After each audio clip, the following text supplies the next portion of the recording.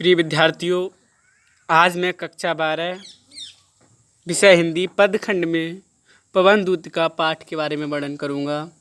इससे पहले की चार पदभ्रंश की व्याख्या मैं पहली फर्स्ट वीडियो में बता चुका हूं आप लोगों को। इससे संबंधित आपके 5 प्रश्न पूछे जाते हैं और प्रत्येक प्रश्न 2 नंबर का होता है। व्याख्या, संदर्भ, पाठ का नाम और उससे संबंधित प्रश्न। तो इसको बहुत ही ध्यान से पढ़ें, इसको प्रश्न का सभी उत्तर बहुत ही अच्छे से दें। तो इसमें बता ही दिया था कि राधा जी ने पवन को अपना दूत बनाया और अपना संदेश भगवान श्री कृष्ण के लिए भेजा है। और उन्होंने यहाँ तक बता भी दिया था मैंने कि राधा ने उनको भेजा था, उनकी पहचान बताई थी। और ये भी कहा था कि तुमको बहुत सारी दुविधाएं मिलेंगी, तुम किसी दुविधा में रास्ते में पड़ना मत, मेरा दुख को लगकर वहाँ सीधे आप भगवान श्री कृष्ण के पास चले जाना।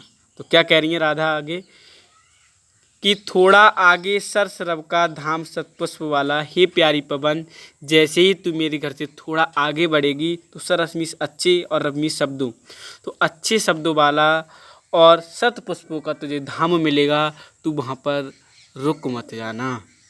और क्या कहती हैं कि हे प्यारी पवन, अच्छे अच्छे बहुत दुम्र लतावान सौंदशाली, तुझे अच्छे अच्छे बहुमीस बहुत और दुम्रमीस पेड़ या वृक्ष, तुझे बहुत अच्छे अच्छे लतावान वृक्ष मिलेंगे सौंदर्य, और कहीं तुझे अपनी सुंदरता से मुग्ध ना कर लें, इसलिए तू उसकी सुंदरता को देखकर वहाँ ठहर मत जाना। और प्यारी पवन, प्यारा वृंदा विपिन मन को मुग्धकारी मिलेगा। हे प्यारी पवन, तुझे प्यारा वृंदावन, विपिन कहते हैं वन को, तो प्यारा वृंदावन तेरे मन को मोहने वाला मिलेगा, लेकिन तू वहाँ उस पर मोहित मत हो जाना। आना जाना इस विपिन से मुँह माना ना होना। आना जाना इस विपिन कहते हैं वन में। हे प्यारी पवन, तो उस वन में आना जाना, लेकिन उस वन की मुँह माया में मत आना, उसको मुग्ध मत हो जाना, तू सीधी भगवान श्री कृष्ण के पास चली जाना। अगला 6 पैराग्राफ है, इसमें बताया कि इसमें राधा जी को इसमें प्रसंग होगा कि प्रसंग मतलब पूरे पद्यांश का भाव।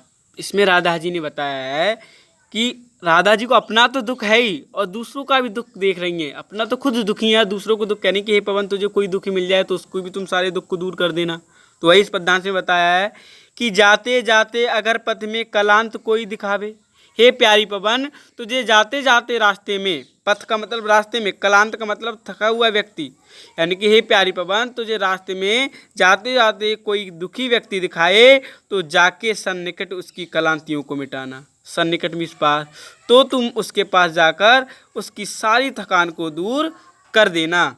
धीरे धीरे स्पर्श करके गात उत्ताप खोना, और तुम धीरे धीरे परस में स्पर्श करके उसको स्पर्श करके गात में शरीर उत्ताप में गर्मी, आप धीरे धीरे उसको स्पर्श करके उसके शरीर की गर्मी को खो देना, अर्थात उसकी सारी गर्मी दूर कर देना। जो पसीना है उस गर्मी काम किया वो सारा दूर कर देना। सदगंधों से श्रीमत जन को हर्षित सा बनाना, अपनी अच्छी गंधों से, सामिस अच्छी, अपनी अच्छी खुशबू से, अपनी अच्छी गंध से उस मेहनती व्यक्ति को, श्रीमत जन इस मेहनती व्यक्ति को बहुत प्रसन्न सा बना देना। नेक्स्ट 7वें पद्यांश में क्या बताया राधा जी ने।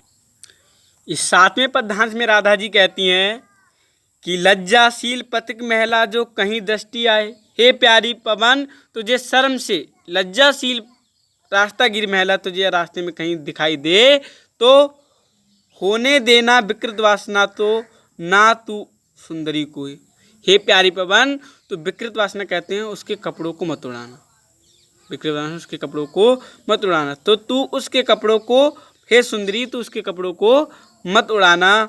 जो थोड़ी भी श्रीमत वह को गोद ले श्रांति खोना। यदि तुझे वह महिला थोड़ी भी, श्रीमत का मतलब मेहनती दिखाई दे रही हो, तो उसकी सारी थकान को तुम खो देना।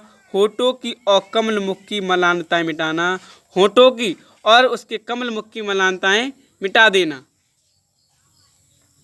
होठों की और कमल मुख की मलानताएं मिटा देना। उसके जो सूखे हुए होठों और मुख पे जो उदासी आई हो, उस सारी उदासी को भी आप दूर कर देना। 8वें पैराग्राफ में हमारे राधा जी ने बताया है कि प्रसंग वही होगा, सब दूसरों को दुख का वर्णन कर रही है अपने दुख के साथ साथ। कोई कलांता कृषक ललना खेत में जो दिखावे। कोई कलांता, कलांता मतलब थकी हुई। कोई तुम्हें थकी हुई कृषक की पत्नी अगर खेत में दिखाई दे तो धीरे धीरे परस उसकी कलांतियों को मिटाना। तो तुम धीरे धीरे परसमी से स्पर्श करके उसकी सारी थकान को दूर कर देना। जाता कोई जलद यदि हो व्योम में तो उसेला। व्योम कहते हैं बादलों में, आकाश में। यदि कोई बादल आकाश, जलद कहते हैं बादल को, यदि कोई बादल आकाश में जा रहा हो तो तुम उसको लाकर छाया द्वारा सुकृत करना तप्त भूतांगना को, और उन बादलों की छाया द्वारा उस तपी हुई स्त्री को, भूतांगना कहते हैं स्त्री को, तो तपी हुई स्त्री को आप उस शीतलता देना। उन बादल, जो बादल जा रहे हों, जो कोई जलद यदि यानी कि जो बादल जा रहे हों, तो उन बादलों को उसके पास लाकर उसकी छाया से उस स्त्री को, तपत स्त्री को, तपी हुई स्त्री को, गर्मी से बुझी हुई स्त्री को आप प्रसन्न कर देना। इससे आगे की जो हम पैराग्राफ अगली वीडियो में बताएंगे। अभी के लिए इतना ही, धन्यवाद।